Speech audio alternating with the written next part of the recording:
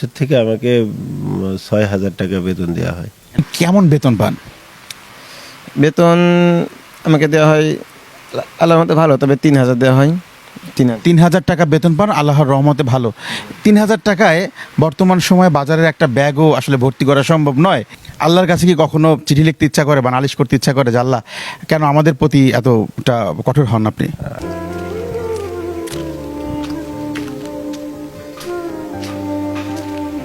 আসসালামু আলাইকুম। আসতে পারি? জি। কি করছিলেন? আচ্ছা, পড়তেছিলেন। কেমন আছেন আপনারা? আচ্ছা, আপনি কি এই মসজিদের ইমাম? জি, আমি ইমাম। এত ছোট বয়সে কিভাবে ইমাম হলেন?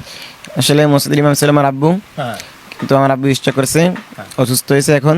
তো আমার বয়স ছোট নয়, আমি বয়স ছিল 18 বছর বয়স। আমি হাফেজি শেষ করছি এবং মরানা পড়বো এখন, এবং আমার আব্বুর বদলে আমি মসজিদ ইমামতি দায়িত্ব পালন করতেছি। আপনি কত বছর বা কত মাস যাবত এই মসজিদে ইমামতি করছেন? 2 বছর। টোটালি একটু ফ্র্যাঙ্কলি জানতে চাই সত্যটাই যে আসলে আপনি কেমন বেতন পান? বেতন আমাকে দেওয়া হয় আল্লাহর মতে ভালো, তবে ৩,০০০ দেওয়া হয়। ৩,০০০ টাকা বেতন পান, আল্লাহর রহমতে ভালো। ৩,০০০ টাকায় বর্তমান সময়ে বাজারের একটা ব্যাগও আসলে ভর্তি করা সম্ভব নয়, কিন্তু আপনি এই ৩,০০০ টাকা নিয়ে বলছেন আল্লাহর রহমতে ভালো। আসলে মানে এই ব্যাপারটা কেমনে সম্ভব বলেন তো? মানে কিভাবে, কি শক্তি আছে আপনার? আল্লাহ রাব্বুল আলামিনের দয়া সব কিছুই সম্ভব। ই আল্লাহ। সবচেয়ে বড় অভিনেতা হচ্ছে আমাদের মসজিদের ইমাম সাহেবরা। তারা দুঃখকে ঢেকে রেখে অভিনয় করতে পারে, কষ্টকে ঢেকে রেখে অভিনয় করতে পারে, যন্ত্রণাকে প্রকাশ না করে অভিনয় করতে পারে।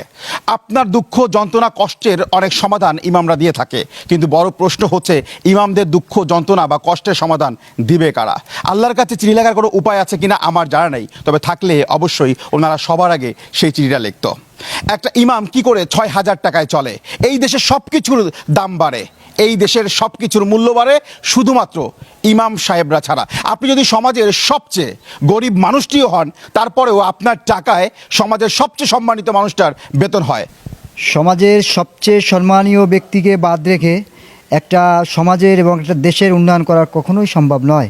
মাননীয় প্রধানমন্ত্রীর কাছে আকুল আবেদন, আমাদের সমাজের এই যে মসজিদের ইমামরা, উনরা ভালো নেই। আমাদের বর্তমান দ্রব্যমূল্যের যে ঊর্ধ্বগতি, সেটা আমরা বিবেচনা করলে দেখা যায় যে একজন ইমাম সাহেব তার পরিবারের সদস্যদেরকে নিয়ে সুন্দর মতো চলার জন্য বেশ বেগ পেতে হয়। সুতরাং বিষয়টা আরও একটু উন্নত হলে এটা ইমামদের জন্য খুবই আসান হয় এবং সমাজের জন্য এটা কল্যাণকর হয়। সারা বাংলাদেশে একটা ইমাম ভাতা চালু করলে সর্ব সুন্দর হয়। মসজিদ থেকে যে বেতন দেওয়া হয় সেটা তো আমাদের চলতে অবশ্যই কষ্ট হয়।